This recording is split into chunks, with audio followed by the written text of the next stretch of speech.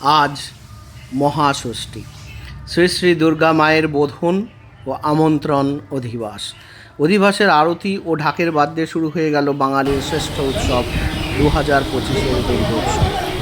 সন্ধ্যায় তাই আমরা ষষ্ঠীর নূতন সাজসজ্জায় সজ্জিত হয়ে বেরিয়ে পড়লাম দেবী প্রতিমা ও প্যান্ডেলের বৈচিত্র্যতাকে ক্যামেরাবন্দি করতে, জনমানবের ঢল ও ভ্যাপসা গরমকে উপেক্ষা করে। আলোকসজ্জা, প্যান্ডেলের থিম, যত্ন করে সেজে ওঠা মায়েদের সাজসজ্জা রীতিমতো নজর কেড়েছে। তারই মাঝে চলছে সামান্য খাওয়া দাওয়া ছাড়া উৎসব একেবারেই বেমানান।